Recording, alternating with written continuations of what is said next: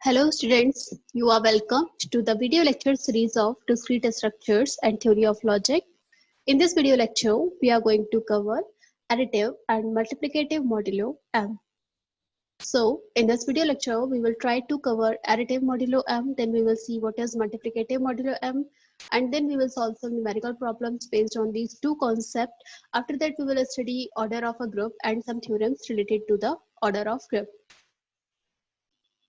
So first we will see what is additive modulo M. Additive modulo M calculate करने के लिए students we have a formula that is a plus b equal to r. a plus suffix में m है, इसका मतलब है कि ये additive modulo m है, right? This is additive modulo m. तो हम देखते हैं कि इसे कैलकुलेट कैसे करते हैं. Let a and b are two integers. Let's say हमारे पास दो integers है a and b. Then the operation of addition modulo m is defined as the least non-negative remainder when the ordinary sum of a and b divided by m. What it says कि जब आप a और b को add करेंगे and then आप m से divide करेंगे तो जो रिमाइंडर मिलेगा, रिमाइंडर हमेशा नॉन नेगेटिव होता है, तो जो आपको रिमाइंडर बचेगा वो रिमाइंडर आपका एडिटिव मॉडुलो m के अंदर आएगा. अब फॉर एग्जांपल बात करें, एग्जांपल में आपको दिया है 8 प्लस एडिटिव मॉडुलो m दिया है 7, राइट? एडिटिव मॉडुलो 7 दिया है यहाँ पर m की जगह. 8 प्लस 5 का आपको ये कैलकुलेट करना है कि वैल्यू कैसे आएगी. सो स्टूडेंट्स यहाँ पर हम देखते हैं किस तरह से वैल्यू आएगी. हम सबसे पहले क्या करेंगे, सबसे पहले हम 8 प्लस 5 ऐड करेंगे. 8 प्लस 5 हमारा हुआ 13, राइट? एंड देन क्योंकि आपके पास एडिटिव मॉडुलो 7 दिया है, so we will try to divide 13 by 7 and we will write the remainder. Why I have written percentile here? क्योंकि percentile साइन होता है रिमाइंडर का. तो जब आप इससे डिवाइड करेंगे 7 से 13 को तो आपको रिमाइंडर क्या मिलेगा? रिमाइंडर आपको मिलने वाला है, ये एक बार डिवाइड होगा 7 मतलब 7, रिमाइंडर में आपको मिलेगा 6. सो रिमाइंडर इज 6. सो स्टूडेंट 8 और 5 का जब आप एडिटिव मॉडुलो 7 निकालेंगे तो आपको 6 मिलेगा. And procedure is this, first you have to add 8 and 5. 8 and 5 को ऐड किया, वो आपको 13 मिला. 13 के बाद आपने उसको 7 से डिवाइड किया एंड जो रिमाइंडर मिला वो आपका फाइनल आंसर होगा, राइट?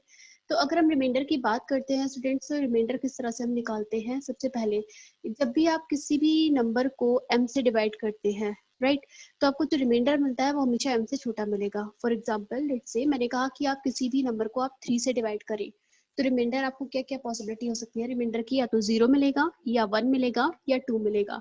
कभी भी आप 3 से डिवाइड करोगे तो रिमाइंडर 3 या उससे ज्यादा नहीं मिल सकता, right? Hope you get this concept. So आपका जो r की वैल्यू आएगी वो 0 से बड़ी होगी और m से छोटी होगी. सो this is the condition for additive modulo m की जो आपका रिमाइंडर आएगा वो क्या होगा, m से छोटा होगा. और 0 भी हो सकता है, 0 और m के बीच लाई करेगा, राइट? तो 0 भी हो सकता है रिमाइंडर. तो जैसे मैंने आपको अभी एग्जांपल बताया कि जब आप 3 से नंबर को डिवाइड करेंगे तो क्या होगा, 3 0 1 2 केवल ही 3 वैल्यूज मिल सकते हैं रिमाइंडर की. So this is how we calculate additive modulo m. So now we will see some question based on this topic. तो सबसे पहले हम आते हैं, फर्स्ट क्वेश्चन आपको दिया है let g equal to 0 1 2 3 and so on m minus 1. आपको ये दिया हुआ है यहाँ पर एक ग्रुप, उसमें आपसे कहा गया of first m non negative integers, यानी कि first non negative m integers का ग्रुप है with respect to composition addition modulo m, right? यानी कि कंपोजिशन एडिशन मॉडुलो m दिया है. अब आपको ये प्रूव करना है सबसे पहले कि ये क्वेश्चन में आपको जो सेट दिया है ये आपका ग्रुप है. अब ग्रुप के लिए स्टूडेंट्स हमने लास्ट वीडियो लेक्चर में पढ़ा है अपने कि ग्रुप कब होता है, कोई भी सेट आपका ग्रुप कब होगा, जब उस 4 प्रॉपर्टी सेटिस्फाई करेगा. फर्स्ट क्लोजर, एसोसिएटिव, देन आपका existence of identity and existence of inverse. तो ये सारी प्रॉपर्टी अगर आपकी सेटिस्फाई होती है तो उस केस में हमारा ग्रुप कहलाएगा, राइट?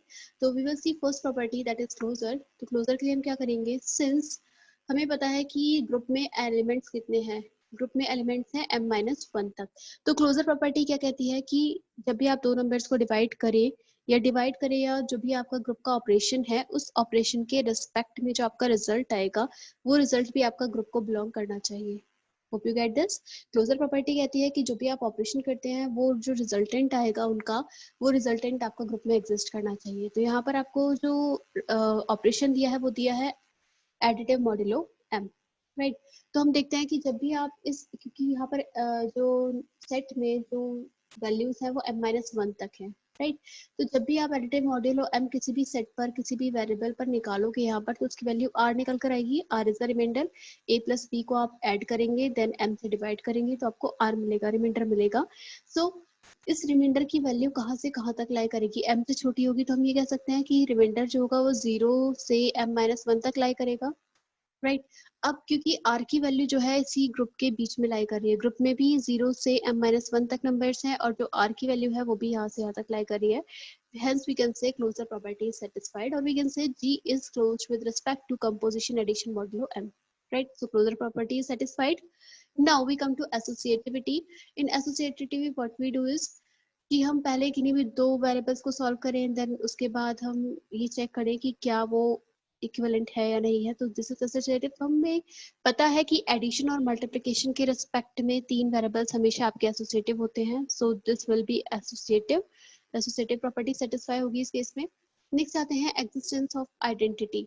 जब कभी भी हम एडिशन की बात करते हैं तो हमने इसे लास्ट वीडियो लेक्चर में भी पढ़ा है कि एडिशन के लिए जो आइडेंटिटी एलिमेंट होता है वो हमेशा जीरो होता है, क्योंकि जीरो एक ऐसा एलिमेंट है जिसको आप किसी भी वेरिएबल के साथ ऐड करेंगे तो आपको वही वेरिएबल आंसर में मिलेगा।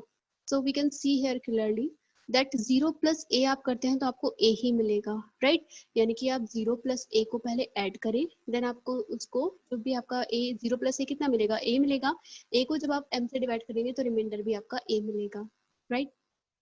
तो आइडेंटिटी एलिमेंट क्या होता है कि किसी भी ऑपरेशन के रिस्पेक्ट में जब आप आइडेंटिटी एलिमेंट के साथ ऑपरेशन परफॉर्म करेंगे तो आपको वही एलिमेंट मिलना चाहिए, राइट, जिसके साथ आप ऑपरेशन आइडेंटिटी एलिमेंट का कर रहे हैं। तो स्टूडेंट्स, आइडेंटिटी एलिमेंट एडिटिव के केस में 0 होता है और मल्टीप्लिकेशन के केस में इट इज 1, राइट। तो हम यहाँ पर देखेंगे एग्जिस्टेंस ऑफ, हमारी last property existence of inverse. Inverse exist कर रहा है या नहीं ये चेक करने के लिए हम किस तरह से चेक करेंगे। इनवर्स का मतलब होता है कि जब आप किसी भी वेरिएबल का आप इनवर्स ऑपरेशन परफॉर्म करते हैं, देन उस केस में आपको identity element as a resultant मिलना चाहिए, राइट। तो इनवर्स को हम चेक करें। लेट्स से कि एक वैल्यू है हमारी r, अगर हम m माइनस आर वैल्यू ले लें, राइट, तो m minus r plus r को आप डिवाइड कीजिए, सॉरी ऐड कीजिए।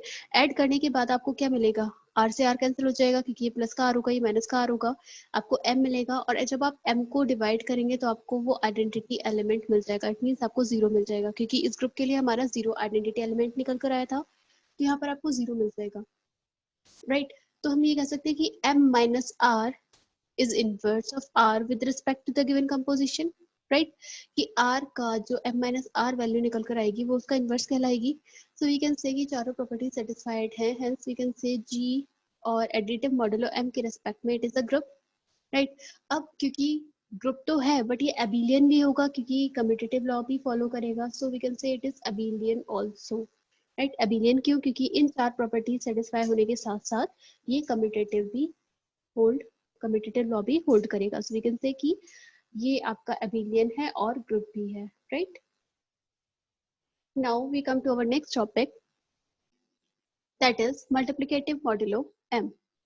सो जिस तरह से हमने एडिटिव मॉड्यूलो m निकाला था, सेम उसी रिस्पेक्ट में आप मल्टीप्लिकेशन मॉड्यूलो m भी निकाल सकते हैं। ये किस तरह से निकालते हैं, a डॉट m b, यानी कि डॉट के रिस्पेक्ट में सफिक्स में क्या लगा है m, इसको हम बोलते हैं मल्टीप्लिकेटिव मॉड्यूलो m। तो आपको इसका प्रोसीजर क्या है, इसका प्रोसीजर होगा आप पहले a और b की मल्टीप्लाई कीजिए, देन आप किससे डिवाइड करेंगे, m से।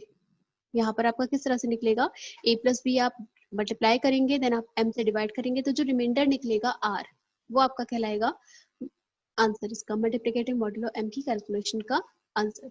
सो एग्जांपल हम देखते हैं, 8 5 मल्टीप्लिकेशन मॉड्यूलो 5 किया है किसके साथ, 8 का 4 के साथ।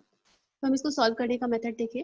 आप क्या करेंगे, पहले 8 इंटू 5, 8 इंटू 5, 8 5 तो हमें पता है 40, एंड देन इस 40 को आप क्या करेंगे, 40 को आप डिवाइड करेंगे 5 से, तो जो रिमाइंडर आएगा वो आपका आंसर होगा।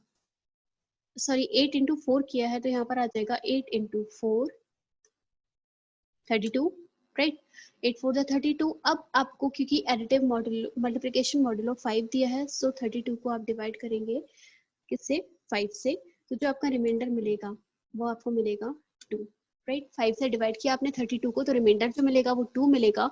सो वी कैन से कि 8 और 4 का आप मल्टीप्लिकेटिव मॉड्यूलो 5 निकालेंगे तो आपको 2 रिजल्टेंट मिलेगा. Hope this is clear. Now we will see an example based on this multiplicative modulo m. So we can see this question. Here it is given. Prove that set G 1, 2, 3, 4, 5, 6 6 element दिए हैं इसमें is a finite abelian group of order 6 with respect to multiplication modulo 7. Right? हमें ये show करना है कि multiplicative modulo 7 के respect में ये जो ग्रुप दिया है ये क्या होगा, आपका abelian ग्रुप होगा. अब हमें ग्रुप के लिए पता है ये प्रॉपर्टी की आपका जो ग्रुप कब होगा, कोई भी सेट ग्रुप होगा जब वो 4 प्रॉपर्टी सेटिस्फाई करेगा, closure, associative, identity and inverse. Right, तो इसके लिए हम क्या करें, इसका सॉल्यूशन करने के लिए हमें एक कंपोजिशन टेबल बनानी होगी. राइट, कंपोजिशन टेबल किस तरह से बनती है, यहाँ पर आपको दिया है मल्टीप्लिकेटिव मॉडुलो m, तो हमने ये क्रॉस का साइन बनाया है, क्रॉस और उसके सफिक्स में लिखा है 7. राइट, तो ये शो कर रहा है कि मल्टीप्लिकेशन मॉडुलो 7 निकालना है आपको. राइट, अब हम ग्रुप के जितने भी एलिमेंट है 1 2 3 4 5 6 हम रो वाइज और कॉलम वाइज से लिख लेंगे कंपोजिशन टेबल बनाने के लिए. अब आप यहाँ पर देखेंगे एंट्रीज किस तरह से फिल करनी है टेबल में. तो टेबल में एंट्रीज फिल करने के लिए हम देखेंगे कि मल्टीप्लिकेटिव मॉडुलो m हमें पता है कि किस तरह से निकालते हैं. सिमिलरली आपको जैसे फॉर एग्जांपल आपको 1.6 1 आपने 1 into 6 किया. राइट, 1 और 6 यहाँ पर आपको चेक करना है कि क्या वैल्यू आनी चाहिए. राइट, तो 1 into 6 करेंगे तो आपको 6 मिलेगा, और जब आप 6 को इस मल्टीप्लिकेशन मॉडुलो 7 दिया है 7 से डिवाइड करेंगे जब आप 6 को, तो रिमाइंडर आपको क्या मिलेगा, this is you will get 6. एक और एंट्री चेक कर लेते हैं हम. फॉर एग्जांपल मुझे यहाँ चेक करना है कि यहाँ क्या आएगा, तो हम यहाँ देखिए यहाँ कॉलम वाइज है ऊपर 3 और यहाँ रो वाइज है यहाँ पर 4. तो 4 3 दा आपको इसको किस तरह से निकालेंगे, आप इसे निकालेंगे 4 into 3 4 3 दा 12 एंड देन 12 को आप डिवाइड करेंगे 7 से, तो आपका जो रिमाइंडर आएगा वो आपका कहलाएगा 7 से आप डिवाइड करेंगे तो कितना मिलेगा, आपको जो रिमाइंडर मिलने वाला है वो मिलने वाला है 5. राइट, क्योंकि रिमाइंडर 7 से आप डिवाइड कीजिए रिमाइंडर आपको 5 मिलेगा. तो इस तरह से यहाँ पर ये वैल्यू जो हमने लिखी है ये 5. राइट, यानी कि रो वाइज 4 वाले में देखिए और कॉलम वाइज 3 वाले कॉलम में देखें तो यहाँ पर आपको 5 मिलेगा. सिमिलरली ये मैंने आपको एग्जांपल बताया कि आप कैलकुलेशन इस तरह से करेंगे, हम इस पूरी टेबल की वैल्यूज कैलकुलेट कर सकते हैं. हमने यहाँ पर वैल्यूज कैलकुलेट की. अब इन वैल्यूज के अकॉर्डिंग आप चेक करेंगे चारों properties to prove that this is a group first, and then you will prove that it is abelian group. Abelian के लिए हमें कम्यूटेटिव प्रॉपर्टी और शो करनी होगी. तो सबसे पहले हम क्लोजर चेक करें. तो स्टूडेंट्स क्लोजर प्रॉपर्टी के लिए हमें कंपोजिशन टेबल को चेक करना है. अब अगर कंपोजिशन टेबल के रिजल्ट हम देखें तो यहाँ पर सारी वैल्यू ग्रुप में से ही बिलोंग कर रही है, यानी कि 1 2 3 4 5 6. इसके अलावा इस टेबल में कोई भी एंट्री नहीं आई है. हेंस वी कैन से कि जो रिजल्ट आ रहा है वो ग्रुप को ही बिलोंग कर रहा है कोई भी ऑपरेशन परफॉर्म करने के बाद. So from composition table we see that all entries are from set G. Set G से ही है, therefore G is closed with respect to multiplication modulo 7. Right, so closure property satisfied क्योंकि आपके जितने भी element हैं, जितने भी वैल्यू वहाँ पर मिल रही है वो सारी सेट को बिलोंग कर रही है. So this satisfies closure property. Now we will see associative, क्योंकि मल्टीप्लिकेशन के रेस्पेक्ट में हमारा एसोसिएटिव प्रॉपर्टी सेटिस्फाई होती ही होती है. तो आप यहाँ पर क्लियरली चेक भी कर सकते हैं. फॉर एग्जांपल हमने कहा कि हमें चेक करना है if a plus A B C 3 है, ये g को बिलोंग कर रहे हैं. हमने a की वैल्यू ले ली 2, b की वैल्यू ले ली 4, c की वैल्यू ले ली 6. तो हमें इसे एसोसिएटिव को वेरीफाई करना है. तो हम सबसे पहले देखें 4 मल्टीप्लिकेशन मॉडुलो 7, 4 और 6 का मल्टीप्लिकेशन मॉडुलो 7 निकालना. तो हम टेबल में अगर चेक करें 4 और 6 का क्या वैल्यू निकल कर आ रही है, 4 एंड 6 के लिए वैल्यू आ रही है 3. राइट, तो हमने यहाँ पर लिखा है ये इसकी 4 into 7, 4 into 6 की जगह हमने यहाँ पर लिखा है 3. एंड देन हमने इसका मल्टीप्लिकेटिव मॉडुलो निकाला है, जो रिजल्टेंट आया उसका निकाला 3 के साथ. तो 2 into 3 की जगह टेबल में देखें क्या वैल्यू निकल कर आ रही है, 2 और 3 के रिस्पेक्ट में 2 एंड 3 की जगह वैल्यू आपको निकल कर आ रही है 6. राइट, तो हम यहाँ पर हमने क्या लिखा हुआ है 6. अब ये देखिए हमारी एसोसिएटिव रूल की LHS. सिमिलरली हम राइट हैंड साइड इस तरह से चेक करेंगे तो वो भी आपको 6 मिलेगा. Hence we can say कि associative property is also verified. Next comes your identity. Identity हमें पता है मल्टीप्लिकेशन के रिस्पेक्ट में हमेशा आइडेंटिटी आपकी क्या होती है, मल्टीप्लिकेटिव ग्रुप के रिस्पेक्ट में आपकी आइडेंटिटी होती है हमेशा 1। सो 1 भी आपके ग्रुप में एग्जिस्ट कर रहा है, राइट? तो 1 belongs to G is the identity element, right? And then हम will have to find inverse. तो इनवर्स के लिए क्या होता है स्टूडेंट्स? इनवर्स किसी भी नंबर का इनवर्स वो होता है जिससे कि आपको रिजल्टेंट क्या मिले, आइडेंटिटी एलिमेंट। तो हम हर एलिमेंट का इनवर्स एग्जिस्ट करता है या नहीं करता है ये चेक करेंगे। तो हम टेबल में देखें, यहाँ पर टेबल में हमें चेक करना है कि क्या इनवर्स एग्जिस्ट कर रहा है, राइट? तो यहाँ पर हम देखते हैं टेबल में कि 1 का इनवर्स निकालना है, राइट? अब हम देखेंगे 1 का इनवर्स निकालने के लिए किस वाले कॉलम में 1 मिल रहा है। इस कॉलम में 1 मिल रहा है, it means we can say कि 1 का इनवर्स ये 1 होगा, राइट? देन हमें 2 का इनवर्स निकालना है, इस 2 के लिए इनवर्स निकालना है। तो 2 वाली पूरी रो में 1 कहाँ मिल रहा है? 1 मिल रहा है, क्योंकि 1 आइडेंटिटी एलिमेंट है, 1 ये मिला। तो हम ये कह सकते हैं 2 का इनवर्स क्या होगा? 2 का इनवर्स हो जाएगा 4, राइट? 2 का इनवर्स निकल गया 4। सिमिलरली 3 का इनवर्स चेक करें तो 3 वाली पूरी रो में 1 कहाँ मिल रहा है? रिजल्टेंट 1 है ये। तो हम कह सकते हैं 3 का इनवर्स आपका क्या हो जाएगा? 3 का इनवर्स हो जाएगा 5। इस तरह से स्टूडेंट्स हम हर एलिमेंट का यहाँ पर देख रहे हैं कि 4 का इनवर्स भी एग्जिस्ट कर रहा है। 4 का इनवर्स हो जाएगा आपका 2, क्योंकि 1 यहाँ एग्जिस्ट है तो 4 का इनवर्स हो गया 2। एंड देन 5 का इनवर्स देखें तो 5 के लिए 1 यहाँ आ रहा है तो 5 का इनवर्स हो जाएगा 3। एंड देन 6 का इनवर्स हम देखें तो 6 का इनवर्स आपको मिलेगा ये वाला 6, क्योंकि 6 इंटू 6 करने पर यहाँ पर ये रिजल्टेंट 1 आ रहा है, राइट? क्योंकि इनवर्स एलिमेंट वो होता है, इनवर्स की प्रॉपर्टी हम पढ़ चुके हैं ऑलरेडी। इनवर्स एलिमेंट वो होता है जिसका आप उस एलिमेंट के साथ ऑपरेशन परफॉर्म करें तो आपको आइडेंटिटी एलिमेंट मिले, ग्रुप का जो भी आइडेंटिटी एलिमेंट है वो मिले। तो स्टूडेंट्स यहाँ पर हमने देखा कि चारों प्रॉपर्टी वेरीफाइड है, closure, associative and then identity inverse, और ये कम्यूटेटिव भी होगा क्योंकि जो मल्टीप्लिकेशन है वो हमेशा कम्यूटेटिव लॉ फॉलो करती है, right? So we can say that group is abelian, यही हमें प्रूव करना था। So now we come to our next topic, that is order of an element. तो स्टूडेंट्स किसी भी एलिमेंट का, ग्रुप में किसी भी एलिमेंट का ऑर्डर निकालने के लिए हमें क्या करना होता है? ऑर्डर होता है, लेट्स से कि आप कोई भी ग्रुप का एक एलिमेंट ले लिया, let's say that is A belongs to G, ठीक? तो ऑर्डर से हमारा क्या मतलब है? We mean the least positive integer n if it exists such that a की power n equal to e। It means अगर आप उस एलिमेंट ए की कुछ पावर निकालते हैं एंड आपको वो आइडेंटिटी एलिमेंट के इक्वल मिलता है, so we say that n आपका क्या है? उस ऑर्डर, उस एलिमेंट का ऑर्डर है, यानी कि जो ए है, ए का ऑर्डर क्या हो जाएगा यहाँ पर? N, right? Where e is the identity element. So this is the definition of order. I am repeating again. Order क्या होता है कि अगर आप किसी भी एलिमेंट का ऑर्डर निकालना चाहते हैं ग्रुप में, तो अगर आपको ए की power n equal to identity element मिल जाए तो उस केस में we say that order of A is n। ये जो n आपको मिल रही है ये पावर, ये क्या कहलाएगा? इस ए का ऑर्डर, क्योंकि ए की पावर n करने पर आपको आइडेंटिटी एलिमेंट मिला, राइट?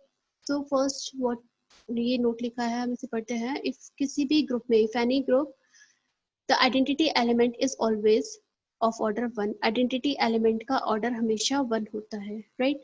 या we can say it is only element of order 1, क्योंकि जो आइडेंटिटी एलिमेंट होता है वो केवल 1 ऑर्डर का एलिमेंट होता है, राइट? उसका ऑर्डर हमेशा 1 होगा आइडेंटिटी एलिमेंट का। Second an important note, if A belongs to G, एक एलिमेंट है ए का, and n is positive integer such that a की power n equal to e, right? तो a की पावर n अगर e आपको मिलता है तो इस केस में हम ये तो कहते हैं कि ऑर्डर आपका n है, तो हम ये कह सकते हैं ऑर्डर n भी हो सकता है और उससे छोटा भी हो सकता है, right? So we say order of a less than equal to n। ये मोस्ट इंपॉर्टेंट प्रॉपर्टी है क्योंकि इसका यूज हम सब कुछ थ्योरम्स में करेंगे इस नोट का।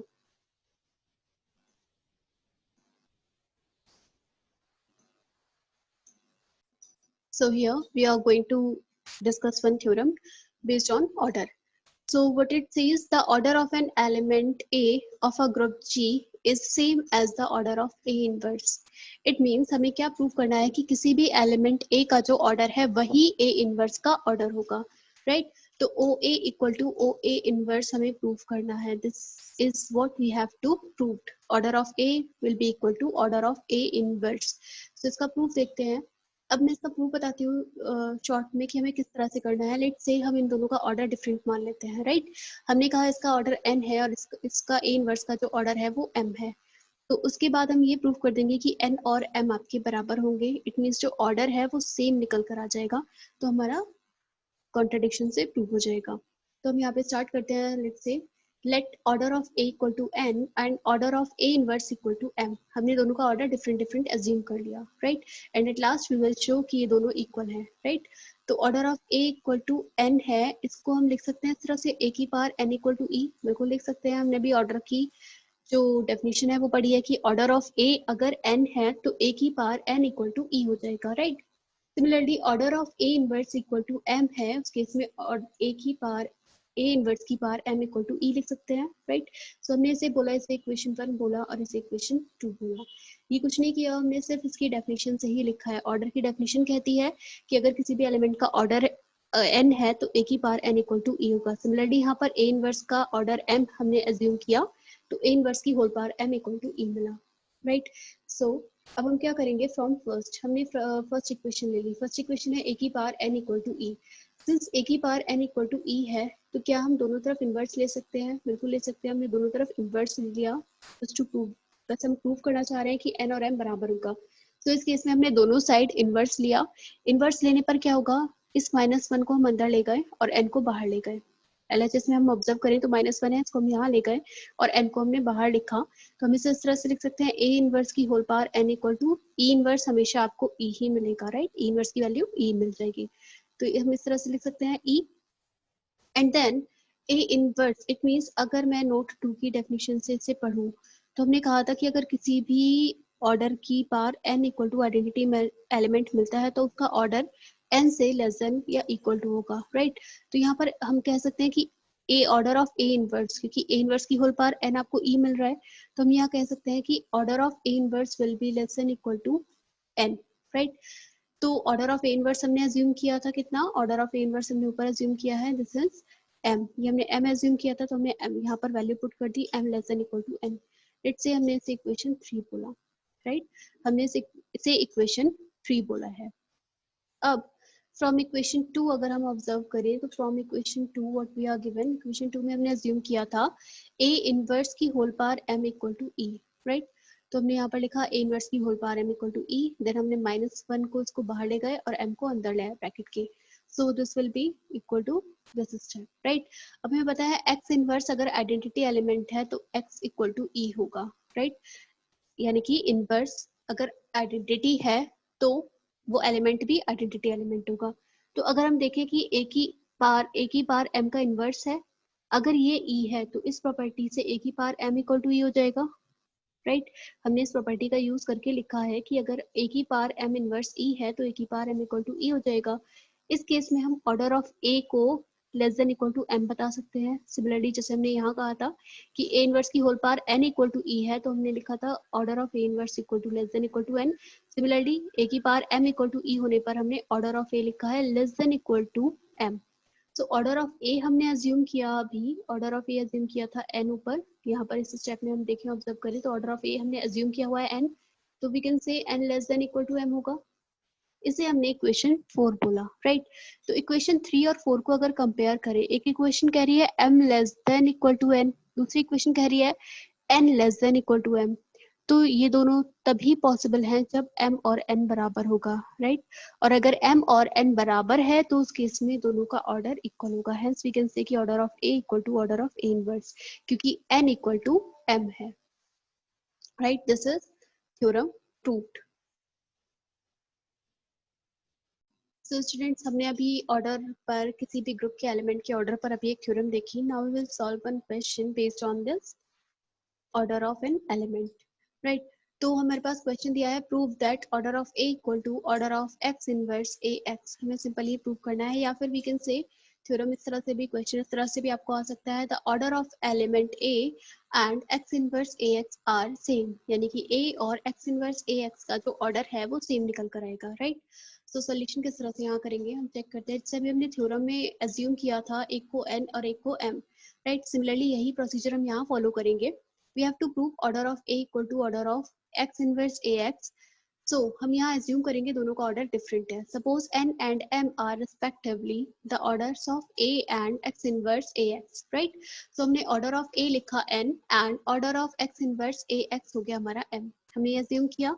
नाउ क्योंकि हमारा order of x inverse ax है m, तो हम यहाँ पर ये चेक करें कि क्या हम x इनवर्स ax की पार n निकालें, राइट. तो क्या वो n आइडेंटिटी के इक्वल आ रहा है, राइट. तो हम यहाँ पर चेक करते हैं x इनवर्स ax की होल पार n को अगर हम एक्सपेंड करें तो एक्सपेंड करने पर क्या हम इसे इस तरह से लिख सकते हैं n times x inverse ax into x inverse ax and so on. ये कितने टाइम्स आएगा? n टाइम्स, राइट, क्योंकि ये इसकी होल पार n है. अब हम इसे अगर सॉल्व करें यहाँ पर नेक्स्ट स्टेप में हम जाए तो नेक्स्ट स्टेप में क्या हम इस x और x इनवर्स को एक साथ लिख सकते हैं, देन इस x और इस x इनवर्स को एक साथ लिख सकते हैं. सिमिलरली इस तरह से ये टर्म आएंगे x और ये वाला x इनवर्स साथ में हो जाएगा, राइट.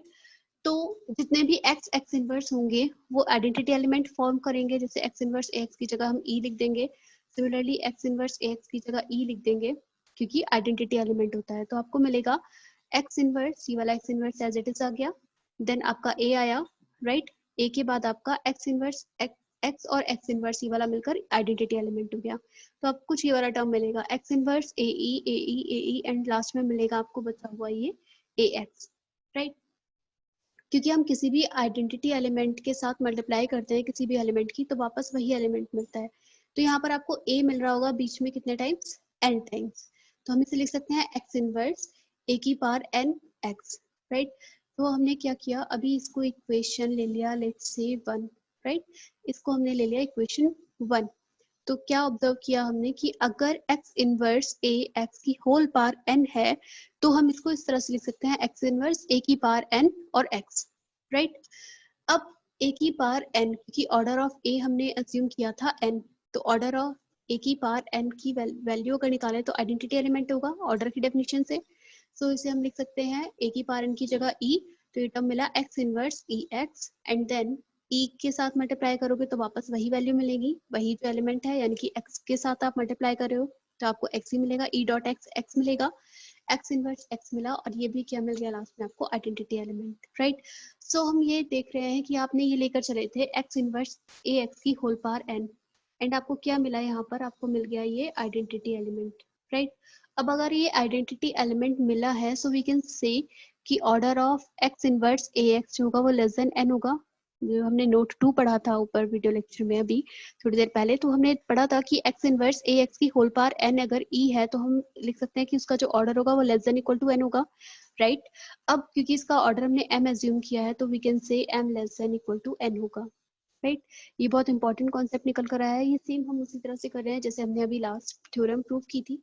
तो यहाँ पर m less than equal to n आ गया. अब हम इसका दूसरा पार्ट लेके चलते हैं. अब आपको प्रूव करना होगा n less than equal to m. अभी हमने प्रूव किया है m less than equal to n. अगर आप प्रूव कर दें n less than equal to m, उस केस में m और n बराबर हो जाएंगे और m और n हमें बराबर ही प्रूव करना है क्योंकि हमें शो करना है कि ये दोनों का ऑर्डर सेम है, राइट. तो अब हम यहाँ देखते हैं आगे किस तरह से हम सॉल्व कर रहे हैं. अगेन हमने क्या एज्यूम किया, x इनवर्स ax का जो हमने ऑर्डर एज्यूम किया था वो m एज्यूम किया था, राइट. तो हम कह सकते हैं x इनवर्स ax की whole power m equal to e होगा क्योंकि इसका ऑर्डर अगर m है तो इसकी whole power m equal to e मिलेगा आपको, राइट. देन हम इस वाले टर्म की जगह जैसे हमने अभी ऊपर प्रूव किया था, जैसे मैंने अभी इक्वेशन 1 बोला था, तो x inverse ax equal to m को हम इस तरह से लिख सकते हैं x इनवर्स a की पावर mx. ये मैं आपको शो करती हूँ कि किसका कहाँ से लिया है हमने ये टर्म. अभी हमने जस्ट ऊपर यही शो किया था कि अगर हम x इनवर्स ax की होल पावर n ले रहे हैं तो a पर होल पावर n आ रही है, राइट. अभी हम यहाँ शो कर देते हैं आपको, जिससे आपको क्लियर होगा कि कहाँ से आया है टर्म, राइट. ये आपको दिया था हमने यहाँ पर, आप यहाँ चेक कर सकते हैं. हम लेकर चले थे x इनवर्स ax की होल पावर n, इसको हम इस तरह से लिख पा रहे थे. इसको सॉल्व करने के बाद आपको ये टर्म मिल रहा था, राइट. ये टर्म मिल रहा था यानी कि इसको a की पावर n के फॉर्म में लिख रहे थे और x इनवर्स और x चेंज नहीं हुआ था, ये टर्म आपको मिल रहा था. सिमिलरली हमने इस टर्म की जगह x इनवर्स ax की होल पावर m को हम इस तरह से लिख सकते हैं, राइट, a की पावर m के फॉर्म में. देन जब आपने a की पावर m लिखा तो ये आपको इक्वल टू आइडेंटिटी एलिमेंट मिल रहा है, राइट. और आइडेंटिटी एलिमेंट को एक्स इनवर्स और एक्स भी लिख सकते हैं, बिल्कुल लिख सकते हैं, क्योंकि identity element x inverse dot x आपको आइडेंटिटी एलिमेंट ही मिलेगा। देन अब हम चेक करें आगे कि नेक्स्ट स्टेप में हम क्या कर सकते हैं, इस टर्म को किस तरह से लिख सकते हैं। तो नेक्स्ट स्टेप में हम इसको हम लिख सकते हैं कि x इनवर्स और x इनवर्स कैंसिल हो सकता है, x x कैंसिल हो सकता है, तो हम ये लिख सकते हैं a की power m x equal to x, क्योंकि ये x इनवर्स से ये वाला x इनवर्स कैंसिल हो जाएगा, राइट। तो a की power m x equal to x, और जब आप इस x को कैंसिल करेंगे तो यहाँ पर आपको आइडेंटिटी एलिमेंट मिल जाएगा। So we can say a की power m equal to identity element. And order की फॉर्म में अगर लिखे तो ऑर्डर ऑफ ए क्या हो जाएगा, less than equal to m, क्योंकि ए की power m equal to e आया है, तो order of a less than equal to m हो जाएगा। और ऑर्डर ऑफ ए हमने ऊपर अज्यूम किया था थ्योरम में, क्वेश्चन स्टार्ट करने से पहले ही अज्यूम किया था, n less than equal to m. So अभी ऊपर हमने यहाँ पर ये प्रूव किया m less than equal to n, अब हमने प्रूव कर दिया n less than equal to m। So इन दोनों कंडीशन को मिलाकर क्या हम कह सकते हैं कि m इक्वल टू n होगा, और m इक्वल टू n होते ही हमारा order of a equal to order of x inverse a x, this is 2। तो स्टूडेंट्स ऑर्डर पर या आपके मल्टीप्लिकेटिव मॉड्यूलो m पर ग्रुप को एबिलियन प्रूफ करना या ग्रुप प्रूफ करना, इस तरह के क्वेश्चंस आपके यूनिवर्सिटी एग्जाम्स में पूछे जाते हैं। हम इसी तरह के questions multiplicative modulo m, additive modulo m पर इस तरह के क्वेश्चंस और प्रैक्टिस कर सकते हैं, क्योंकि यूनिवर्सिटी एग्जाम में आपको इसी तरह के न्यूमेरिकल्स पूछे जाते हैं। Hope you will like this video lecture and आपको समझ आया होगा clearly. Thank you for watching this video lecture students.